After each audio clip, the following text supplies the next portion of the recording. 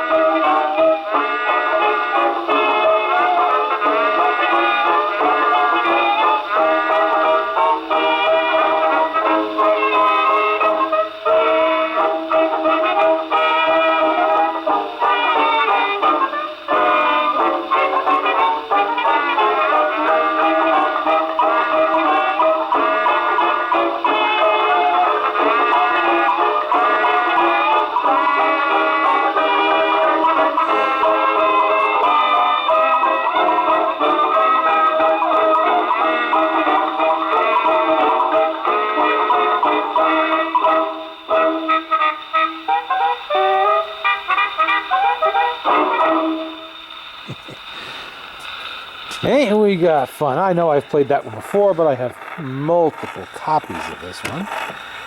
So, we'll play it again. And of course, Scandinavia is the flip side of this, which I'll play next. I'd say one thing for these machines. This is a machine smaller than the Victrola 8, yet it fills the room with sound like the Victrola the 9th. Probably due to that big folding horn, tin horn that's in there, and this number 4 reproducer. Good combination.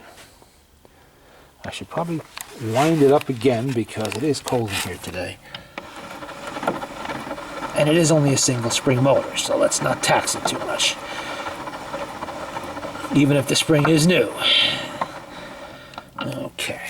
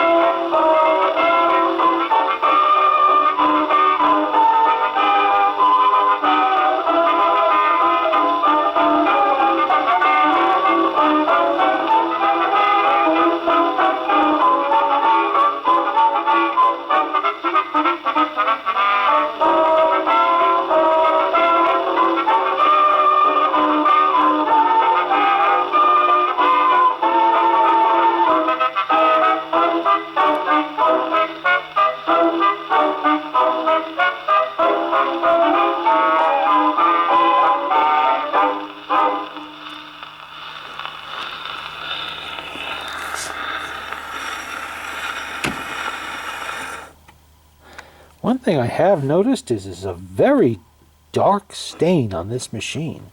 I don't know if they all had that, if there were other options. I mean, it's obviously the original color because the water decals are all in place and they're on top of it. So, and it's obviously shellac, but I see it's starting. You can see it. It's what's it doing? Chipping off a little bit. If you notice, where the shellac has come off, it's very light under there. As if they never stained the wood. Now, I know Victrola. Well, actually, Victrola liked to use golden oak a lot. Sometimes they had fumed oak, which is actually lighter than this color. And then you got into your walnuts and your darker woods, but this is, this is oak. This is not walnut or anything like that. Yeah, it's very dark stain. I guess that's just the way they made them. Maybe it was popular that way over there. Don't know. Don't know. But we're not going to mess with it. We're going to leave it alone. Let's see, what else we got in here? I'm just going through a stack of records here. Picking out a few nice ones from the 20s. What's this? I think I played that one before. Oh, here's a Victor Electric. What is that? Oh, let's see. See if we find a nice jazz record on there someplace. I'm painting the clouds with sunshine. Oh boy. And tiptoe through the tulips with me. I don't know where I got these ones from, but they were available, so I just grabbed a box.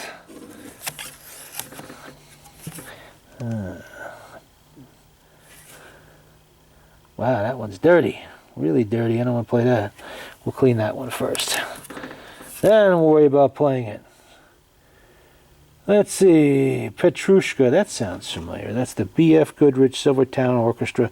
I have another copy of this, I think. And Mary Lou. We'll play side A first.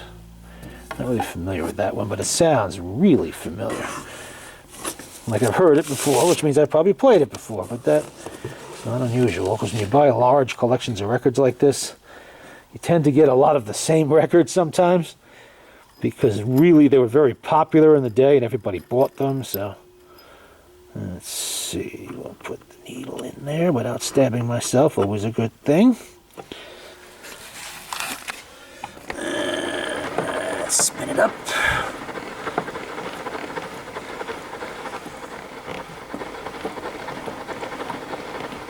This actually does have a needle cup. I don't feel like dumping needles into it because I will have to move this machine and I'll have to end up taking them out. So it's got a needle cup right there. Your spent needles go there. And the spent needle can is the same one, I believe. It's the same one the Victrolas use. It sure looks like it. You know, that's not true. This looks actually a little shallower. Same, diameter, but it's a little shallower, I think. Probably made to fit into the board right like that. Because Victrola, of course, has a block that comes up and 2 needle cups in it, or 1 or 3 or whatever. And the spent needle cup holder goes into that. That's all right. The glass one works for now. Okay. Little wear on that record, but that's all right. It'll put a test on the motor, see if it stops it.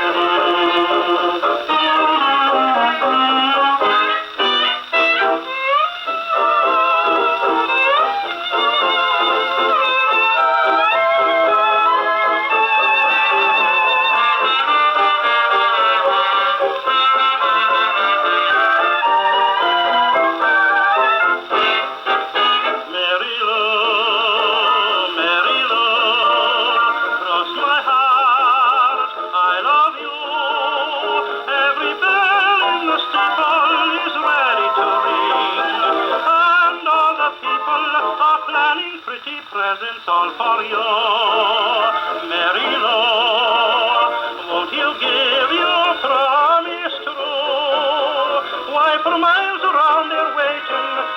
they're celebrating when you say I do, Mary Lou.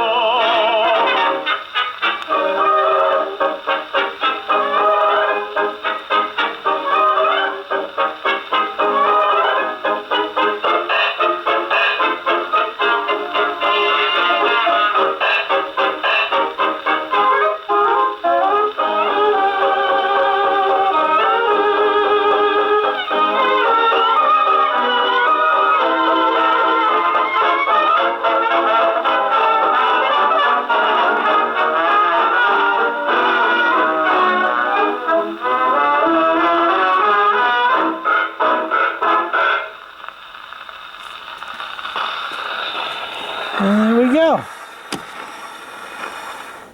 You notice that slow down at the end? Just at the very end? And there's why. Look at that. Let's see if I can focus in on that. Get a good look at it. That is record wear, big time. But it powered through it. And that's always impressive for a single spring motor to do that. But it does have a new spring, so it's got a bit of an advantage. Okay, Mary Lou, how about Petrushka? That's got a lot of wear too. Well, that's what we're here for. Put a little stress on the motor. See if it pushes through. It will, probably. Might slow up a little bit here and there. There are some nasty spots on this one.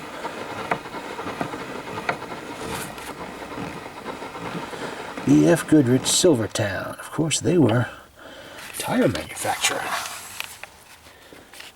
The name is still in use, I believe, but only for antique car tires, that sort of thing, as far as I know. Okay. Let's see how many times it slows down on this one. Look at that spot right there. Sometimes you have to wonder what people did to these things to get them in this condition.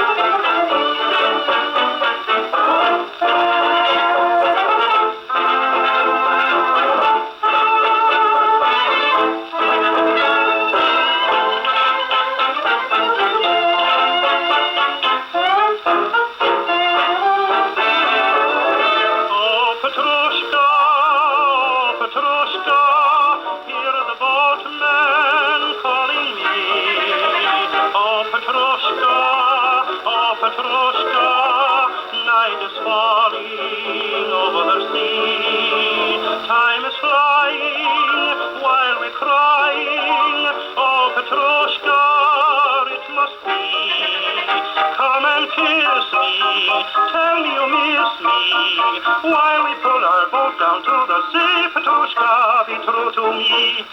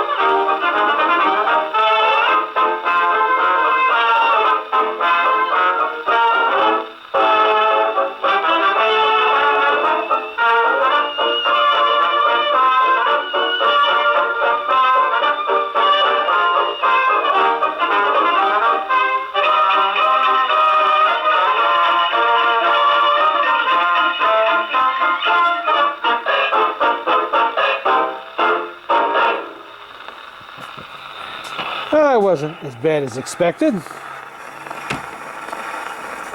You can see how it handles a Victor Electric, which is actually what this number 4 is designed to do anyway. Although I've never had problems playing Victor Electrics with the number 2, or for that matter, the Exhibition. And with a machine like this, with the horn this has, it easily handles it. Maybe we'll do another one. Let's see, what do we got here? That looks like it might be nice and worn. That'll give the motor a little bit of a challenge, but man, I guess not too many of these are. Oh well. Everything You Do by Barney Rapp and his orchestra. I don't know if I've ever played that one before, but we'll try it. Everything You Do, Barney Rapp. This has an eccentric on it, so this is likely electrically recorded also. If I look, there's probably a little VE on there somewhere, but that's alright, we'll just take it for granted. That it is. Bit of wear on that one after all, I didn't even see that right there. Sometimes you have to wonder why one small section, a little crack there too I think, why one small area will have wear but the rest of the record is good. What did they do to make that happen? I don't know. Some nasty little scratches there, but that usually doesn't mean too much on the surface, the scratches, if they don't extend down into the grooves. If they do, then you get skips and pops and all of that stuff, but I don't think those ones do. Let's see.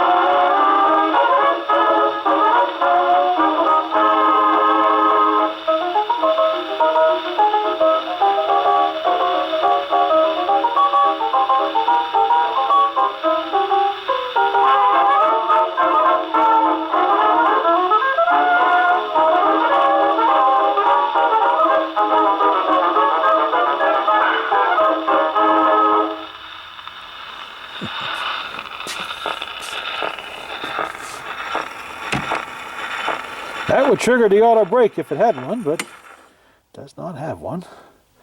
Rather surprising considering at this point, I believe they were starting to put them on the 101s, but maybe not. Maybe it just didn't adapt well to this machine. Different cabinet and all that. Although there's a lot more room under here than with a portable. Everything you do. And the other side is Glad Eyes by the Charles Dornberger and his orchestra. Another thing I noticed is there's no serial number on this machine. It says his master's voice, model 103, and the other sticker says same thing, plus patents applied for it, but there's no little tag.